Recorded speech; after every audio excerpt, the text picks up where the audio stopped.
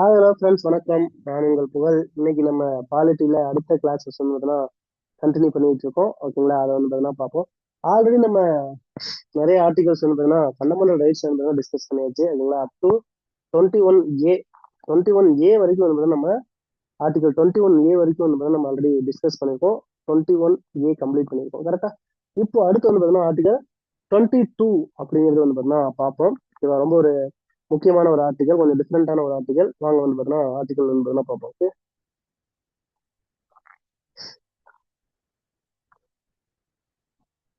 Article 22 என்ன சொல்லுது அப்படின்னு பாத்தீங்கன்னா, protection against arrest and detention அப்படின்னு சொல்றாரு. அதாவது என்ன சொல்றாங்க அப்படின்னா, கைது மற்றும் தடுப்பு காவலுக்கு எதிரான பாதுகாப்பு அப்படின்னு சொல்லி இந்த ஆர்டிகல் 22 அப்படிங்கிறது சொல்லுது.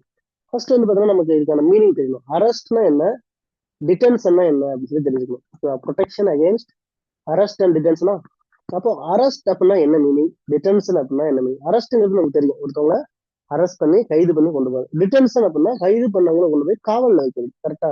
டிடென்ஷன் அப்படின்னா காவல்ல வந்து பார்த்தீங்கன்னா வைக்கிறது. அப்போ நமக்கு ரெண்டு டைப் ஆஃப் டிடென்ஷன் அப்படிங்கிறது பார்த்தீங்கன்னா ஜென்ரலா வந்து பார்த்தீங்கன்னா இருக்குது. ஒண்ணு வந்து பார்த்தீங்கன்னா என்ன அப்படின்னா பனிஷியேட்டிவ் டிடென்ஷன் அப்படின்னு சொல்லுவாங்க. பனிஷியேட்டிவ் டிடென்ஷன். ரெண்டாவது என்ன அப்படின்னு பார்த்தீங்கன்னா ப்ரிவென்டிவ் டிடென்ஷன். Preventive detention. இப்போ இந்த ரெண்டுக்கும் என்ன டிஃபரன்ஸ் அப்படின்னு பார்க்கும்போது, ஃபர்ஸ்ட் வந்து பாத்தீங்கன்னா இந்த பனிஷியேட்டிவ் டிடென்ஷன் இருக்குல்ல, இந்த பனிஷியேட்டிவ் டிடென்ஷன் அப்படின்னா என்ன மீனிங் அப்படின்னா, ஒருத்தவங்க வந்து பாத்தீங்கன்னா தப்பு பண்ணியிருக்காங்க, தப்பு பண்ணதுக்கான ஒரு பனிஷ்மெண்டா கோர்ட்ல வந்து பாத்தீங்கன்னா ஒரு ஆர்டர் போட்டு ஒரு பனிஷ்மெண்ட் கொடுத்து அவங்கள காவல்ல வச்சிருக்காங்க அப்படின்னா தட் இஸ் கால்ட் பனிஷியேட்டிவ் டிடென்ஷன். ஓகேவா? ப்ரிவென்டிவ் டிடென்ஷன்னா ஒரு தவறு நடக்காமல் இருப்பதற்காக கொண்டு போய் தடுப்பு காவல்ல வந்து பாத்தீங்கன்னா வைக்கிறது. அதாவது ஒரு விஷயம் நடக்கக்கூடாது, அதனாலதான் என்ன தடுப்பு காவல்னு சொல்லுவாங்க. Preventive detention. அப்ப திஸ் ஆர்டிகல் 22 யாருக்கானது? பனிஷியேட்டிவ் டிடென்ஷன்ல இருக்கவங்களா ப்ரிவென்டிவ் டிடென்ஷனுக்கா அப்படின்னா ப்ரிவென்டிவ் டிடென்ஷனுக்கு தான் இந்த ஆர்டிகல் வந்து பாத்தீங்கன்னா கவர் ஆகும். ஓகேங்களா? ஆர்டிகல் 22 அப்படிங்கிறது எந்த டிடென்ஷன் அப்படின்னு சொல்லி கேட்கறதுக்கு வாய்ப்பு இருக்கு. Only for preventive detention, not for punitive detention அப்படிங்கிறது ஞாபகம் வச்சுங்க. ஓகேங்களா? சரி, ஓகே. இப்போ நம்ம இந்த ஆர்டிகல்ல என்ன சொல்லியிருக்காங்க அப்படின்னு சொல்லி இருந்ததுன்னா பார்ப்போம். ஓகே, சரி, ஓகே. இந்த article 22 grants protection to persons who are arrested or detained. டிடைன்டா இருக்கலாம், இல்லைன்னா அரெஸ்டா வந்து பார்த்தோன்னா இருக்கலாம். சரி, இப்போ இந்த ஆர்டிக்கல்ல என்ன மீனிங், என்ன சொல்றாங்க அப்படின்னா, இப்போ ஒரு நபர் வந்து பார்த்தீங்கன்னா கைது பண்ணி கொண்டு போறாங்களா, கொண்டு போய் காவல் வைக்கிறாங்களா, அப்போ ப்ரிவென்டிவ் டிடென்ஷன்ல இருக்கவங்களுக்கு இந்த ஆர்டிகல் 22 கவர் ஆகும் அப்படின்னு சொல்லி நம்ம சொல்றோம். அப்போ இங்க என்ன மாதிரியான ப்ரிவென்டிவ் டிடென்ஷன்ல இருக்கவங்களுக்கு அவங்களுக்கான பாதுகாப்பு அப்படிங்கிறது கொடுக்காங்க அப்படின்னா, இப்போ நீங்க ஒருத்தவங்க தடுப்பு காவல்ல கைது பண்ணணும் அப்படின்னா ஃபர்ஸ்ட் திங் என்ன சொல்றாங்க அப்படின்னா ரீசன் டு பி இன்ஃபார்ம்டு. ஒருத்தவங்க அரெஸ்ட் பண்றதுக்கான ரீசனை வந்து பார்த்தீங்கன்னா சொல்லணும். ரீசன் டு பி இன்ஃபார்ம், அதாவது கைது செய்யப்படுறாங்க, ப்ரிவென்டிவ் டிடென்ஷன்ல ஒருத்தவங்க கைது பண்றாங்க அப்படின்னா அதுக்கான காரணம் என்ன அப்படின்னு சொல்றது வந்து பார்த்தீங்கன்னா கண்டிப்பா வந்து அவங்களுக்கு சொல்லணும். ஓகேவா? அது அவங்களுக்கான ஒரு பாதுகாப்பு. செகண்ட் வேற என்ன சொல்றாங்க அப்படின்னா to meet permitted to legal adviser. அதாவது அவங்களோட லீகல் அட்வைசர் இருப்பாங்க, சட்ட ஆலோசகர், அதாவது அட்வொகேட். அந்த அட்வொகேட் அவங்களோட அட்வொகேட்டை மீட் பண்றதுக்கான பெர்மிஷன் அவங்களுக்கு இருக்கு, அதை கொடுக்கணும். ஓகேவா? அடுத்து வேற என்ன சொல்றாங்க அப்படின்னு பாத்தீங்கன்னா அந்த மாதிரி ப்ரிவென்டிவ் டிடென்ஷன் நீங்க அரெஸ்ட் பண்ணீங்கன்னா வித்தின் 24 ஹவர்ஸ்க்குள்ள அவங்க வந்து பாத்தீங்கன்னா மெஜிஸ்ட்ரேட் முன்னாடியோ இல்ல அந்த நீதிமன்ற நீதியரசர் முன்னாடியோ என்ன பண்ணணும், கொண்டு போய் அவங்கள ப்ரொடியூஸ் பண்ணணும். ஓகேவா? இதுதான் வந்து பாத்தீங்கன்னா இந்த ப்ரிவென்டிவ் டிடென்ஷன்ல இருக்கக்கூடிய கண்டிஷன்ஸ். அப்ப ப்ரிவென்டிவ் டிடென்ஷன் அரெஸ்ட் பண்றாங்கன்னா அவங்களுக்கான என்ன ரீசனுக்காக அரெஸ்ட் பண்றாங்கன்னு சொல்லணும், அவங்க லீகல் அட்வைசரை மீட் பண்றதுக்கு பெர்மிஷன் கொடுக்கணும், 24 ஹவர்ஸ்க்குள்ள அந்த மெஜிஸ்ட்ரேட் உடன் கொடுக்கணும். அப்ப அந்த மாதிரி தடுப்பு காவல்ல வச்சிருக்கக்கூடிய அந்த நபர்களை இவங்க இந்த ப்ரிவென்டிவ் டிடென்ஷன்ல இருக்கவங்க தப்பு பண்ணியிருக்காங்கன்னு அர்த்தம் கிடையாது. தப்பு பண்ணாம இருக்கிறதுக்கு அவங்க அரெஸ்ட் பண்ணுவாங்க. எந்த ஒரு தப்பும் வந்து பார்த்தீங்கன்னா நடந்துடக்கூடாது அப்படின்ட்டு. அப்போ ஒருத்தவங்க இந்த ப்ரிவென்டிவ் டிடென்ஷன்ல நம்ம அரெஸ்ட் பண்ணணும் அப்படின்னா மேக்சிமம், ஓகேங்களா, மேக்சிமம் எவ்வளவு நாள் அவங்க அரெஸ்ட் பண்ணி உள்ள வைக்கலாம் அப்படின்னா மேக்சிமம் 2 months தான் வைக்க முடியும், அதுக்கு மேல வைக்க முடியாது. ப்ரிவென்டிவ் டிடென்ஷன்ல சொல்றேன். பனிஷியேட்டிவ் டிடென்ஷன்ங்கிறது வேற. அது வந்து பாத்தீங்கன்னா நீங்க பனிஷ்மெண்ட் ஆகி 5 வருஷம் 10 வருஷம் கொடுப்பாங்க, அங்க நீங்க இருந்தாலும். ப்ரிவென்டிவ் டிடென்ஷன்ல உங்களுக்கு 2 மாசத்துக்கு மேல என்ன பண்ண முடியாது, ஒருத்தவங்களை அரெஸ்ட் பண்ணி உள்ள வச்சிருக்க முடியாது. அது 2 மாசம் வந்து பாத்தீங்கன்னா வந்தது. பட் ஆனா அப்புறமேட்டு லேட்டரா 44th அமெண்ட்மெண்ட்ல 3 months சொல்லி எக்ஸ்டெண்ட் பண்ணாங்க.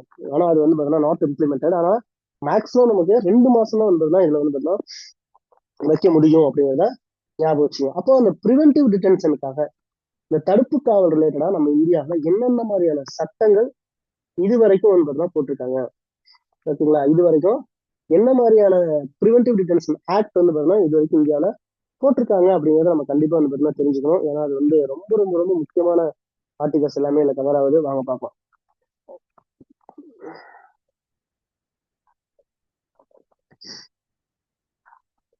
Preventive detention laws made by parliament மூலியமா ப்ரிவென்டிவ் டிடென்ஷன்ல என்னெல்லாம் கொண்டு வரும். ஃபர்ஸ்ட் வந்து பாருங்க, ப்ரிவென்டிவ் டிடென்ஷன் ஆக்ட் 1950. அண்ட் இந்த ஆக்ட் வந்து பாத்தீங்கன்னா எக்ஸ்பயர் ஆயிடுச்சு. 1969 இந்த ஆக்ட் வந்து பாத்தீங்கன்னா ரீப்ளேஸ் பண்ணிட்டாங்க. தமிழ்ல இங்க வரும் ஓகேங்களா. வெயிட் பண்ணுங்க, நான் வந்து பாத்தீங்கன்னா ஒவ்வொரு ஃபர்ஸ்ட் இங்கிலீஷ்ல எக்ஸ்பிளைன் பண்ணிட்டு அடுத்து தமிழ்ல பார்ப்போம். ப்ரிவென்டிவ் டிடென்ஷன் ஆக்ட் 1950 அப்படின்னு சொல்லிட்டு வந்து ஒரு ஆக்ட் வந்து கொண்டாந்தாங்க. அது வந்து பாத்தீங்கன்னா ஒரு ஃபர்ஸ்ட் வந்து பாத்தீங்கன்னா கொண்டாந்த ஒரு ஆக்ட் அண்டர் ஆர்டிகல் 22. அப்போ ஆர்டிகல் 22 கீழே கொண்டு வரப்பட்ட சட்டத்துல ப்ரிவென்டிவ் டிடென்ஷன் ஆக்ட் அப்படிங்கிறது ஒன்று. அடுத்து maintenance of internal security act அப்படின்னு சொல்லிட்டு ஒரு ஆக்ட். இதை நம்ம என்ன சொல்லுவோம் அப்படின்னா மிஸ்ஸா ஆக்ட்னு சொல்லுவோம். நாங்கெல்லாம் மிஸ்ஸாவே பார்த்தோம்டா அப்படின்னு சொல்லுவாங்கல்ல, அந்த மிஸ்ஸா ஆக்ட் வந்து பாத்தீங்கன்னா இதான் maintenance of internal security act 1971. இதை 78ல ரிப்பீல் பண்ணிட்டாங்க. நேஷனல் எமர்ஜென்சி டைம்ல ரொம்ப பீக்ல வந்து பாத்தீங்கன்னா இந்த ஆக்ட் வந்து பாத்தீங்கன்னா அதிகமா யூஸ் பண்ணாங்க. அதாவது 1975 எமர்ஜென்சி இருக்குல்ல, 75 டைம்ல, அந்த டைம்ல இந்த மிஸ்ஸா ஆக்ட் மூலியமா நிறைய political leaders across the country, இந்தியாவில் வந்து நிறைய கண்ட்ரில நிறைய பொலிட்டிக்கல் லீடர்ஸ் வந்து பாத்தீங்கன்னா இந்த மிஸ்ஸா ஆக்ட் மூலியமா maintenance of internal security act, உள்நாட்டு பாதுகாப்பு சட்டம் அப்படின்னு சொல்லிட்டு ஒரு சட்டத்தின் மூலியமா என்ன பண்ணாங்க, நிறைய பேர்த்த வந்து பாத்தீங்கன்னா அரெஸ்ட் பண்ணாங்க. 1971 போட சட்டம். 1978 திஸ் ஆக்ட் வாஸ் ரிப்பீல்டு. இப்பெல்லாம் வந்து பாத்தீங்கன்னா இந்த ஆக்ட் இல்ல, ப்ரிவென்டிவ் டிடென்ஷன் ஆக்டும் இல்ல, மெயின்டெனன்ஸ் ஆஃப் இன்டர்னல் செக்யூரிட்டி ஆக்ட்னு சொல்லக்கூடிய மிஸ்ஸா ஆக்ட் வந்து கிடையாது. இது ஆனா பார்த்தோம்னா இது எல்லாமே ஆர்டிகல் 22 கீழே வருதுன்னு நம்ம தெரிஞ்சுக்கணும். அடுத்து third one, conservation of foreign exchange and prevention of smuggling activities act. ஓகேங்களா, ஸ்மக்லிங் பண்றாங்களா ஃபாரின் எக்ஸ்சேஞ்ச், அதாவது கன்சர்வேஷன் ஆஃப் ஃபாரின் எக்ஸ்சேஞ்ச் சொல்லுவோம்ல, ஃபாரெக்ஸ், அந்த ஃபாரெக்ஸ் அதுக்கப்புறம் ஸ்மக்லிங் கடத்தல் இருக்குல்ல, அதை வந்து பாத்தீங்கன்னா தடுக்கிறதுக்காக கொண்டு வரப்பட்ட ஒரு சட்டம். இது வந்து ஆர்டிகல் 22 கீழே வருது. அடுத்து நேஷனல் செக்யூரிட்டி ஆக்ட், ஒரு ரொம்ப முக்கியமான ஒரு ஆக்ட். என்எஸ்சின்னு சொல்லுவாங்க, ஷார்ட்டா என்எஸ்சின்னு சொல்லுவாங்க, இல்லைன்னா வந்து பார்த்தீங்கன்னா நாசா அப்படின்னு சொல்லுவாங்க. ஓகேங்களா. என்எஸ்சி ஆக்ட் 1980, தேசிய பாதுகாப்பு சட்டம் தமிழ்ல 1980. ஏன்னா இது ரொம்ப முக்கியமான ஆக்ட். ஏன்னா இந்த ஆக்ட்ல இன்னும் வந்து ஒர்க்கிங் தான் இருக்கு. 1980ல போட்ட என்எஸ்சி ஆக்ட் வந்து பார்த்தீங்கன்னா இன்னும் ஒர்க்கிங்ல தான் இருக்கு. அடுத்து next, prevention of black marketing, maintenance of supplies of essential commodities act. Okay, இது எதுக்காக வந்து பார்த்தீங்கன்னா கொண்டு வரப்பட்ட ப்ரிவென்ஷன் ஆஃப் பிளாக் மார்க்கெட்டிங், அதாவது இந்த கருப்பு சந்தைன்னு சொல்லுவோம்ல, அந்த கருப்பு சந்தை ரிலேட்டடாக. அதே மாதிரி maintenance of supplies of essential commodities act. அதாவது எசென்சியல் கமாடிட்டிஸ் ப்ராடக்ட்னு சொல்லிட்டு ஒரு சில ப்ராடக்ட் வந்து பார்த்தீங்கன்னா நம்ம கவர்மெண்ட் வந்து பார்த்தீங்கன்னா கொண்டு வந்திருப்பாங்க. அந்த எசென்சியல் கமாடிட்டிஸ், அதாவது அத்தியாவசியமான பொருட்கள்னு சொல்லலாம். அந்த அத்தியாவசியமான பொருட்களான சப்ளையை வந்து பார்த்தீங்கன்னா மெயின்டைன் பண்றதுக்காக கொண்டு வரப்பட்ட ஒரு சட்டம் பிபிஎம் எஸ்சிஐ அப்படின்னு சொல்லுவாங்க, maintenance of supplies of essential commodities act. Essential, வெறும் எசென்சியல் கமாடிட்டிஸ் ஆக்ட் தனியா ஒன்று இருக்கு, அது வேற. இது வந்து பார்த்தீங்கன்னா maintenance of supplies of essential commodities act 1980. இது வந்து தெரிஞ்சுக்கணும். ஏன்னா இயர்ல வந்து பார்த்தீங்கன்னா பார்த்துச்சுங்க, மேபி மேட்ச் போனாங்கன்னா கேட்கறதுக்கான வாய்ப்புகள் வந்து பார்த்தீங்கன்னா அதிகம். அடுத்து terrorist and destructive activities prevention act, TADA ஆக்ட்னு சொல்லுவாங்க. தடா சட்டம் நம்ம நிறைய படங்கள்ல வந்து நம்ம கூட வந்து பார்த்தீங்கன்னா கேள்விப்பட்டிருப்போம்ல, தடா சட்டம், தடா அப்படின்னு கேள்விப்பட்டிருப்போம்ல, அதுதான் TADA act. Prevention terrorism and disruptive activities act, தீவிரவாத மற்றும் சட்டத்துக்கு புறம்பான செயல்பாடுகளை தடுக்கக்கூடிய ஒரு சட்டம். 1985 வந்து பார்த்தீங்கன்னா போட்டாங்க. அதே 1995 ஆக்ட் வந்து பார்த்தீங்கன்னா ரிப்பீல் பண்ணிட்டாங்க. இப்போ தடா இல்லை. இப்போ பாருங்க, மிஸ்ஸாவும் இல்லை, ப்ரிவென்ஷன் ஆஃப் டிடென்ஷன் ஆக்டும் இல்லை, தடாவும் இல்லை.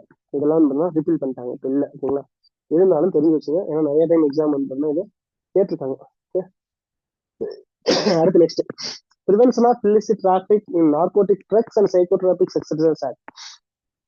அதாவது illicit trafficking in narcotic drugs, அதாவது போதைப் பொருட்கள் கடத்துறாங்களா, அது அதை வந்து பார்த்தீங்கன்னா தடுக்கணும்னு சொல்லி கொண்டு வந்தாச்சு 1988. அடுத்து prevention of terrorism act, POTA சட்டம். இது வந்து பார்த்தீங்கன்னா 2002ல வந்து பார்த்தீங்கன்னா கொண்டு வரப்பட்ட ஒரு சட்டம், ரொம்ப ரொம்ப முக்கியமான சட்டம். ஓகேவா? இது வந்து பார்த்தீங்கன்னா நிறைய இடத்துல வந்து யூஸ் பண்ணியிருக்காங்க. பொடா சட்டம் அப்படிங்கிறது தான் 2002ல வந்து பார்த்தீங்கன்னா கொண்டு வந்து 2004ல கொண்டு போட்டாங்க. அப்போ தடாவும் இல்லை, கொடாவும் இல்லை, மிஸ்ஸாவும் இல்லை, மூணுமே இல்லை. இப்போ எல்லாமே வந்து பார்த்தீங்கன்னா இதெல்லாம் ஏன்னா அந்த அளவுக்கு இந்த ஆக்ட்ல வந்து பார்த்தீங்கன்னா நிறைய இம்பாக்ட் வந்து பார்த்தீங்கன்னா கிரியேட் பண்ணிச்சு இந்தியாவில். அதனால இந்த சட்டங்கள் எல்லாமே வந்து பார்த்தீங்கன்னா இப்போ ரிமூவ் பண்ணிட்டாங்க. இப்போ வந்து பார்த்தீங்கன்னா பெருசா வந்து பார்த்தீங்கன்னா இந்த சட்டங்கள்லாம், ஏன்னா இதுல அந்த அளவுக்கு நிறைய வந்து பார்த்தீங்கன்னா கான்ட்ரவர்சியான விஷயங்கள் வந்து பார்த்தீங்கன்னா நடந்துச்சு. அதனால இது எல்லாமே வந்து பார்த்தீங்கன்னா தூக்கிட்டாங்க இப்போ இல்லை. சரிங்களா? சரி, ஓகே. அடுத்து பாருங்க தமிழ்ல பார்லிமெண்ட் வந்து பார்த்தீங்கன்னா தடுப்பு சட்டங்கள் நிறைய ஏற்றிருக்காங்க. ஃபர்ஸ்ட் வந்து தடுப்பு சட்டம் 1950, 1950ல போட்டாங்க. 1969ல அதை ரிப்பீல் பண்ணிட்டாங்க. அடுத்து மிஸ் ஆக்ட்னு சொல்லக்கூடிய உள்நாட்டு பாதுகாப்பு பராமரிப்பு சட்டம் 1971, தமிழ்ல அப்படியே பாத்துங்க. அடுத்து தேர்ட் ஒன் அந்நிய செலவாணி பாதுகாப்பு மற்றும் கடத்தல் நடவடிக்கைகள் சட்டம். அந்நிய செலவாணி பாதுகாப்பு மற்றும் கடத்தல், நம்ம ஸ்மக்லிங் பண்றாங்களா அது 1974ல. அடுத்து தேசிய பாதுகாப்பு சட்டம் 1980, நேஷனல் செக்யூரிட்டி ஆக்ட். அத்தியாவசிய பொருட்கள் சப்ளை பராமரித்தல் மற்றும் பராமரித்தல் தடுப்பு சட்டம் 1980, அதாவது அத்தியாவசிய பொருட்கள் பார்த்தோம்னா அது. அடுத்து பயங்கரவாத மற்றும் சீர்குலைக்கும் நடவடிக்கைகள் தடுப்பு சட்டம், அதான் இந்த நம்ம இது சொல்றோம்னா தடா, இதான் தடா தான் இது. பயங்கரவாத மற்றும் சீர்குலைக்கும் நடவடிக்கைகள் சட்டம் 1985ல போட்டு 1995ல ரிப்பீல் பண்ணிட்டாங்க. அடுத்து போதை மருந்து மற்றும் சைக்கோட்ராபிக் பொருட்களில் சட்டவிரோத போக்குவரத்து தடுப்பது, illicit trafficking, narcotic drugs, 1988. அடுத்து புறா சட்டம் 2002ல போட்டாங்க, 2004ல வந்து பார்த்தீங்கன்னா ரிப்பீல் பண்ணிட்டாங்க. பயங்கரவாத தடுப்பு சட்டம், இந்த சட்டம் 8ஆவதா சொன்ன அந்த ப்ரிவென்ஷன் டெரரிசம் ஆக்ட் அப்படிங்கிறத ஞாபகம் வச்சுங்க. ஏன்னா நம்ம பின்னாடி பார்ப்போம். ஏன் அப்படின்னு பார்த்தோம் அப்படின்னா இது வந்து பார்த்தீங்கன்னா ஒரு ஜாயிண்ட் சிட்டிங் மூலியமா உருவாக்கப்பட்ட ஒரு சட்டம், இந்த புறா சட்டம் அப்படிங்கிறது. சரிங்களா? நம்ம ஜாயிண்ட் சிட்டிங்னா என்ன அப்படிங்கிறதுல பார்லிமெண்ட் டாபிக் பார்க்கும்போது டீட்டெயிலாக பார்ப்போம். இருந்தாலும் இப்போதைக்கு அந்த இயர் மட்டும் தெரிஞ்சிச்சு. ஓகேங்களா? That's R article 22. ஆர்டிகல் 22 பத்தி நம்ம ஃபுல்லா வந்து டிஸ்கஸ் பண்ணியாச்சு. இதுக்கு மேல நீங்க 22ல பெருசா வந்து பார்த்தீங்கன்னா எதுவும் படிக்கணும் அப்படிங்கிற அவசியம் கிடையாது. ஓகே, அடுத்து நெக்ஸ்ட் ஆர்டிகல் 23. ஓகேங்களா? இப்போ இதுல இருந்து சுரண்டலுக்கு எதிரான சட்டம் வந்து பார்த்தீங்கன்னா ஸ்டார்ட் ஆயிடுது. ஓகேங்களா? ஆர்டிகல்ஸ் வந்து பார்த்தீங்கன்னா ஸ்டார்ட் ஆயிடுது. ஆர்டிகல் 23 என்ன சொல்றாங்க? ஆர்டிகல் 23 என்ன சொல்றாங்க பாருங்க. மனிதர்களை வியாபார பொருளாக கருதி விற்பதும் வாங்குவதும் கட்டாய வேலை வாங்குவதும் தடை செய்யுது. அப்போ மனிதர்களை நீங்க என்ன பண்ண முடியாது, வியாபார பொருளா கருதி மனிதர்களை விற்கவும் கூடாது, கட்டாயமா அவங்க வேலை வாங்குறதும் கூடாது. விற்கிறதா சரி, வாங்குறதா ரெண்டும் ஒண்ணுல. விற்பது மட்டும் தான் போட்டுருக்காங்க, வாங்குறதும் தப்பு தான். இது அதாவது அப்போ பிரிட்டிஷ் பீரியட்லயும் சரி, நம்மளோட மொனார்கி அரசர்கள் பீரியட்லயும் இந்த மனிதர்களை வந்து பார்த்தீங்கன்னா விலை கொடுத்து வாங்குவாங்க, அடிமைகள். நம்ம நிறைய இடத்துல பார்த்துருப்போம், ஹிஸ்டரியில கூட படிச்சிருப்போம்ல, ஸ்லேவ் டைனாசிட்டி, அடிமை வம்சம்னே படிச்சிருப்போம். கரெக்டா? அப்போ அதெல்லாம் இருந்தது, அதெல்லாம் வந்து தடுக்கணும். அதே மாதிரி வந்து கட்டாயமா வேலை வாங்குது, காசு கொடுத்து சில்ட்ரன்ஸ் மனிதர்களை வந்து பார்த்தீங்கன்னா காசு கொடுத்து வாங்குறது, இது எல்லாமே ஆர்டிகல் 23 வந்து பார்த்தீங்கன்னா தடை செய்யும். அப்போ article 23 prohibits trafficking in human beings, beggar, forced labour வந்துச்சு பார்த்தீங்களா? அப்போ பிச்சை எடுத்தல், அதாவது ஃபோர்ஸ் பண்ணி பிச்சை எடுக்கிறது. இது வந்து பிச்சை எடுத்தல் வெறும் பிச்சை எடுத்தல் கிடையாது, ஃபோர்ஸ்டு லேபர், ஃபோர்ஸ் பண்ணி பிச்சை எடுக்கிறாங்க, அதுவே வந்து தப்பு. அது வந்து பார்த்தீங்கன்னா தடை செய்யணும். Similar forms of forced labour, அதே மாதிரி கட்டாய வேலை வாங்குவது எதுவாக இருந்தாலும் சரி. Any controversial of this provision shall be an offences punishable in the accordance with the law. அந்த மாதிரி ஏதாவது பண்ணோம் அப்படின்னா சட்டத்திற்கு உட்பட்டு தண்டனைக்குரிய ஒரு குற்றம் அப்படின்னு சொல்லி அந்த ஆர்டிகல் 23 சொல்லுது. அப்போ 23 என்ன சொல்றாங்க, மனிதர்களை கடத்துறது, வியாபார பொருளை நினைச்சு அவங்களை கடத்துறது, பிச்சை எடுக்கிறது, கட்டாய வேலை வாங்குறது, இது எல்லாமே சட்டத்துக்கு வந்து பார்த்தீங்கன்னா புறம்பானது. அதை வந்து பார்த்தீங்கன்னா தடை செய்யணும் அப்படின்னு ஆர்டிகல் 23 வந்து பார்த்தீங்கன்னா சொல்லுது. இப்போ நம்ம நிறைய வந்து பார்த்தீங்கன்னா பார்த்துருப்போம், குழந்தைங்களை காசு கொடுத்து வாங்குவாங்க, குழந்தைங்களை வந்து பார்த்தீங்கன்னா, அப்புறம் பெண்களை வந்து பார்த்தீங்கன்னா நிறைய வந்து பார்த்தீங்கன்னா கடத்துறது. ஓகேவா? அது என்ன ரீசனா இருக்கும்னா இருக்கும், ஆர்கன்ஸ்க்காகவும் இருக்கலாம், இல்ல பிச்சை எடுக்கிறதுக்கு இந்த மாதிரி பெக்கருக்காக கடத்துவாங்க, இன்னும் வேற என்ன ப்ராஸ்டியூஷன், அந்த மாதிரி விஷயத்தையும் வந்து பார்த்தீங்கன்னா டிராபிகிங் பண்றாங்க. ஓகேங்களா? அப்ப இந்த மாதிரி விஷயங்கள் எல்லாமே வந்து பார்த்தீங்கன்னா இது வந்து பார்த்தீங்கன்னா அகேன்ஸ்டா வந்து பார்த்தீங்கன்னா இந்த ஆர்டிகல் வந்து பார்த்தீங்கன்னா இருக்கு அப்படின்னு தெரிஞ்சுக்கணும். This right is available both citizen and நான் சிட்டிசன். அப்பா இதை ஞாபகம் வச்சுங்க. ஏன்னா யார் யாருக்கெல்லாம் இந்த ஆர்டிகல் 23 அப்படிங்கிறது கவர் ஆகுதுன்னு கேட்பாங்க ஒரு சில டைம். சிட்டிசன்ஸ்க்கு மட்டுமா இல்லை நான் சிட்டிசன்ஸ்க்குமா அப்படின்னு கேட்பாங்க. அப்போ ரெண்டு பேத்துக்குமே இருக்குது.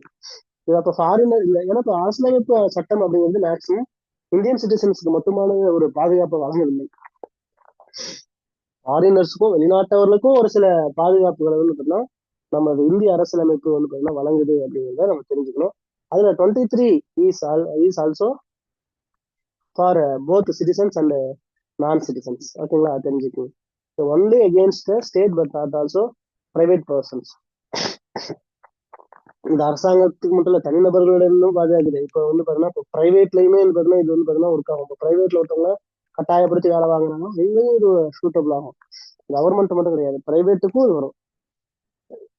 சரி, ஓகே. ஃபர்ஸ்ட் பாருங்க, இந்த கண்டிஷன் பாருங்க, expression trafficking in human beings including selling and buying of a men woman childrens like goods. அப்போ பெண்கள் ஆண்கள் குழந்தைகளை வந்து பாத்தீங்கன்னா வியாபார பொருளா கருதி விற்கிறது வாங்குறது. ஓகேவா, ஏன்னா நம்ம இதுமே ஸ்டேட்மெண்ட்ல கேட்கறது வாய்ப்பு என்னன்னா மென்ன கொடுக்க மாட்டாங்க. ஓகேவா, மென்ன கொடுக்காம article 23 only for womens and childrens அப்படின்னு கொடுத்தாங்கன்னா தட் ஸ்டேட்மெண்ட்ஸ் இஸ் ராங். ஓகேவா, அசன் ரீசன்ல கூட கேட்பாங்க. இல்லைன்னா வந்து பார்த்தீங்கன்னா which of the following statements are true அப்படின்னு சொல்லி கேட்டு கேட்பாங்க. அப்போ இந்த ஆர்டிகல் பெண் ஆண்களை கடத்தினாலும் சரி பெண்களை கடத்தினாலும் சரி குழந்தைங்க எல்லாத்துக்குமே வருது. ஓகேவா, ஏன்னா நம்ம ஜென்ரலா கடத்துறது அப்படின்னால என்ன ஒன்று நம்ம மைண்ட்ல வரும், உமன்ஸ் அண்ட் சில்ட்ரன்ஸ் தான் வருவாங்க, மென்ஸ் வர மாட்டாங்க. ஆனா இந்த ஆர்டிகல் மென்ஸுக்கும் வரும். அப்ப இதெல்லாமே நம்ம கேர்ஃபுல்லா வந்து பார்த்தீங்கன்னா படிக்கக்கூடிய ஏரியா. ஏன்னா இதெல்லாம் நம்ம வந்து பார்த்தீங்கன்னா கவனிக்கணும். ஓகே, சரி, ஓகே, பாத்துங்க. அடுத்து நெக்ஸ்ட் வேற என்னெல்லாம் சொல்றாங்க அப்படின்னா immoral trafficking in women and childrens including prostitution. Yes, நம்ம ஆல்ரெடி பேசிட்டோம்.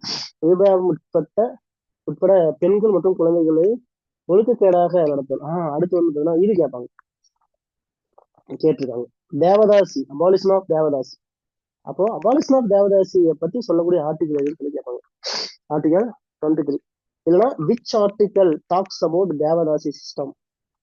இப்ப தேவதாசி அப்படிங்கிறது ஒரு கட்டாயத்தானே, கட்டாயப்படுத்தி அவங்களை கொண்டாடுறாங்க. அப்ப அந்த தேவதாசி அப்படிங்கிறது வந்து ஆர்டிகல் 23 அவங்க கிளியரா வந்து மென்ஷன் பண்ணியிருக்காங்க. அப்ப இந்த அபாலிஷன் ஆஃப் தேவதாசி அப்படிங்கிற ஆர்டிகல் எதுன்னு கேட்டாங்கன்னா 23.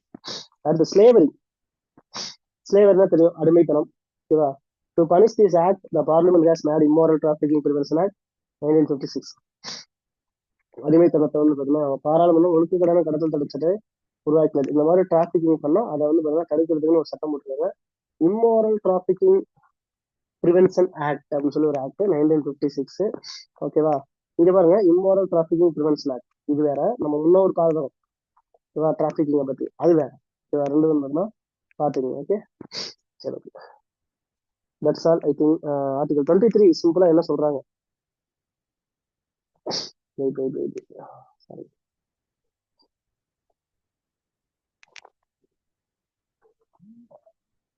23 என்ன சொல்றாங்க அப்படின்னா ஜென்ரலா வந்து பாத்தீங்கன்னா ஆர்டிகல் 23 மனிதர்களை வியாபார பொருளா கருதி விற்கிறது வாங்குறது தடுக்குது, அவ்வளவு முடிஞ்சு. அதுல கிளாஸ்ல சப் கிளாஸ்ல நிறைய சொல்றாங்க, தேவதாசி, அடிமைத்தனம், அப்புறம் selling buying of mens womens, அப்புறம் பெக்கர். எஸ், அதுவும் வந்து பார்த்தீங்கன்னா சொல்றாங்க. ப்ராஸ்டியூஷனை பத்தி வந்து பார்த்தீங்கன்னா சொல்றாங்க. இது எல்லாமே வந்து பார்த்தீங்கன்னா சொல்லியிருக்காங்க. ஓகேவா, சரி, இப்போ இதெல்லாம் சொல்லிட்டாங்க. ஓகே, இப்போ இதை பத்தின ஆக்ட் ஏதாவது போட்டிருக்காங்களா அப்படின்னா எஸ், போட்டிருக்காங்க. ஆர்டிகல் 24 நம்ம பார்த்துட்டு வந்துருவோம். ஏன்னா அது கூடயே ரிலேட் ஆகி ஒரு சில ஆர்டிகல்ஸ் வந்து பார்த்தீங்கன்னா நமக்கு வருது. சரி, ஒரு சில ஆக்ட் வந்து பார்த்தீங்கன்னா வருது. அதை வந்து பார்த்தீங்கன்னா நம்ம டிஸ்கஸ் பண்ணிடுவோம். ஃபர்ஸ்ட் ஆர்டிகல் 24 பார்ப்போம்.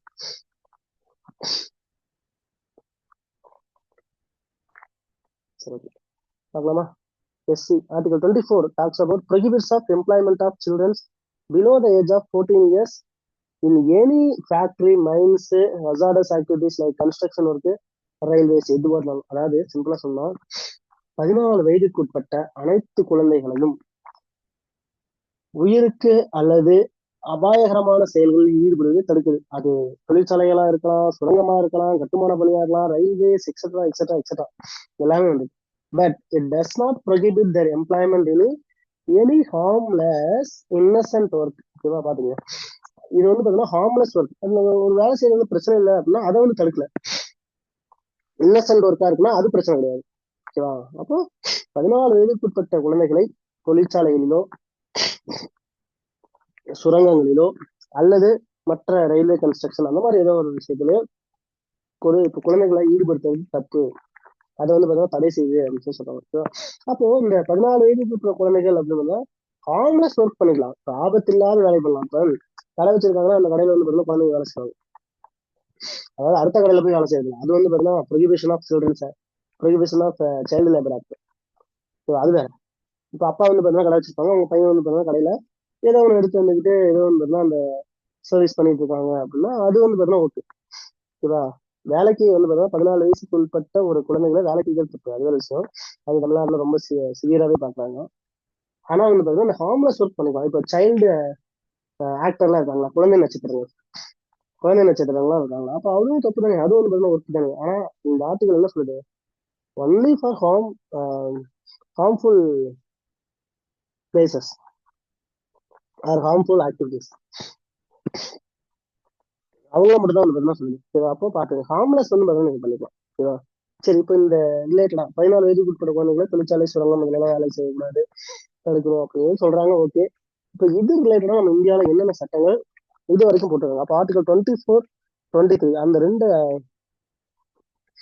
ஆக்ட் கீழே என்னென்ன மாதிரியான சட்டங்கள் இது வரைக்கும் கொண்டு வந்திருக்காங்க? ஆர்டிகல் 24 கீழே என்னென்ன சட்டங்கள்லாம் கொண்டு வந்திருக்காங்க அப்படின்னு ஃபர்ஸ்ட் ஒன் பாருங்க, child labour prohibition and regulation act 1986. This is the most important article, important act. ஓகேவா? இந்த சட்டம் குழந்தை தொழிலாளர்களை தடை செய்யக்கூடிய ஒரு சட்டம். குழந்தை தொழிலாளர் முறை இந்தியாவில் இருக்கக்கூடாது அப்படிங்கிறதுல ரொம்ப ரொம்ப ரொம்ப தெளிவான ஒரு சட்டம். இப்போ வரைக்கும் இந்த சைல்ட் லேபர் இந்த ஆக்ட் வந்து பார்த்தீங்கன்னா ஸ்டில் நவ் இட்ஸ் ஒர்க்கிங். ஓகேவா? இதை மறுபடியும் வந்து பார்த்தீங்கன்னா 2016 இப்போ மறுபடியும் அமெண்ட் பண்ணாங்க. இந்த அமெண்ட்மெண்ட் ஐ திங்க் கொடுக்கல. ஓகேவா? நான் மென்ஷன் பண்றேன், அமெண்டட் இன் 2016.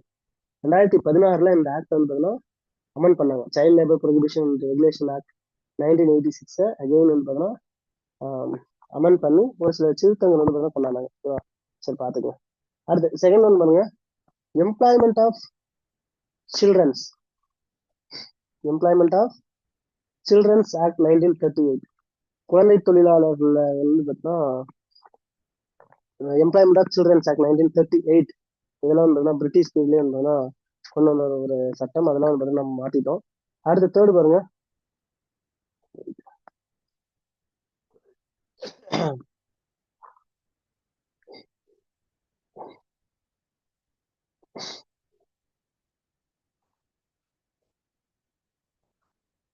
அடுத்து இந்த ஃபேக்டரிஸ் ஆக்ட் 1948, தொழிற்சாலைகள் சட்டம். ஒரு தொழிற்சாலை எப்படி இருக்கணும், அதுல வந்து பார்த்தீங்கன்னா குழந்தைங்களை வேலைக்கு வைக்கக்கூடாது. ஓகேவா? எம்ப்ளாய்மெண்ட் அப்படிங்கிறது லேபர்ஸ் வந்து எப்படி ப்ரொக்யூர்மெண்ட் பண்ணணும், அதுக்கான கண்டிஷன்ஸ் என்ன அப்படிங்கிறது எல்லாமே ஒரு ஃபேக்டரி அப்படின்னா எப்படி ரன் பண்ணணும் அப்படிங்கிறது சொல்லியிருக்காங்க 1948. அடுத்து மைன்ஸ் ஆக்ட் 1952, அதாவது சுரங்க சட்டம், சுரங்க தொழில்கள் இருக்குல்ல அவங்களுக்கான சட்டம் 1958. இந்த மர்ச்சன்ட் ஷிப்பிங் ஆக்ட் 1958, வணிக கப்பல் சட்டம், வணிகம் கப்பல் பண்றாங்களே ஷிப் பில்டிங் அப்படி சொன்னதுக்கு ஷிப்யார்டு இருக்குல்ல, கப்பல் கட்டும் தளம், அதுக்காக போடப்பட்ட ஒரு சட்டம் 1958. அடுத்து பிளான்டேஷன் லேபர் ஆக்ட் 1951, அதாவது தோட்ட தொழிலாளர்கள் சட்டம். இந்த டீ எஸ்டேட்டு, இந்த மாதிரி காஃபி எஸ்டேட்டு, இந்த மாதிரிலாம் இருக்காங்களா, எஸ்டேட்ஸ் இருக்குல்ல, தோட்ட தொழிலாளர்கள், இவங்க தான் தோட்ட தொழிலாளர்கள் எஸ்டேட்ல இருக்காங்க. அவங்களுக்காக கொண்டு வரப்பட்ட ஒரு சட்டம். அடுத்து motor transport workers act 1951, motor வாங்கின தொழிலாளர்கள் சட்டம். அடுத்து அப்ரண்டிஸ் ஆக்ட், தொழில் பழகுனர் சட்டம். நம்ம இப்போ நிறைய இன்ஜினியர்ஸ் இருப்போம்ல, அந்த இன்ஜினியர்ஸ் எல்லாமே எல்லாம் முடிச்சதுக்கு அப்புறம் அப்ரண்டிஸ் ட்ரைனிங் போவாங்க. அந்த அப்ரண்டிஸ் ட்ரைனிங் போறாங்களே அதுக்காக கொண்டு வரப்பட்ட ஒரு சட்டம் தான் 1961. அடுத்து beedi and cigarette workers act 1968, beedi மற்றும் சிகரெட் தொழிலாளர் சிகர்னு கொடுத்துருக்காங்க, சிகரெட் சிகரெட் ஒர்க்கர்ஸ், பீடி மற்றும் சிகரெட் தொழிலாளர் சட்டம், அவங்களுக்கு கூட ஒரு சட்டம் போட்டிருக்காங்க 1966. இந்த other similar acts prohibits employment of childrens below the certain age. ஓகேவா? அப்போ 1966 அந்த beedi and cigarette work, beedi தொழிற்சாலைகள் இருக்குல்ல அங்க ஒர்க் பண்ணக்கூடிய அந்த எம்ப்ளாயர்ஸ்க்கு கொண்டு வரப்பட்ட ஒரு சட்டம். எல்லா இடத்துலயுமே காமனா இப்ப என்ன சொல்ல வராங்க, ஹார்ம்ஃபுல்லான இடமா இருந்தா 14 வயசுக்கு உட்பட்ட குழந்தைங்களை வேலைக்கு வைக்கக்கூடாது. That's all. அதுதான் வந்து பார்த்தீங்கன்னா சொல்றாங்க, வேற ஒண்ணும் கிடையாது. ஓகேவா? ஐ திங்க் நம்ம 24 பாத்துரும் கரெக்டா. அதாவது பார்த்தீங்கன்னா நம்ம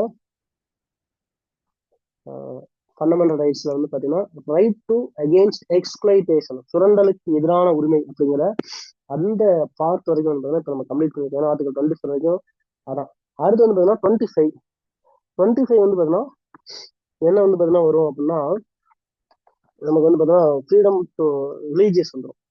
25, 26, 27, 28 அதெல்லாம் வந்து பாத்தீங்கன்னா right to freedom of religion, religions பத்தி அது மத சுதந்திரத்தை பத்தி பேசக்கூடிய ஆர்டிகல்லாம் வந்து அடுத்து 25 வந்து 28 வரைக்கும் வந்து பாத்தீங்கன்னா வரும். அதை நம்ம வந்து பாத்தீங்கன்னா அடுத்த வீடியோல வந்து பாத்தீங்கன்னா டிஸ்கஸ் பண்ணுவோம். இப்போ இது வரைக்கும் பார்த்ததுல ஏதாவது டவுட் இருக்கு அப்படின்னா மறக்காம கமெண்ட் பாக்ஸ்ல கமெண்ட் பண்ணுங்க. கண்டிப்பா உங்களுக்கு வந்து ரிப்ளை பண்றேன். Thank you to all. அடுத்த வீடியோல நம்ம right to freedom of religion அப்படிங்கிற அந்த டாபிக்ல பார்ப்போம். Thank you to all.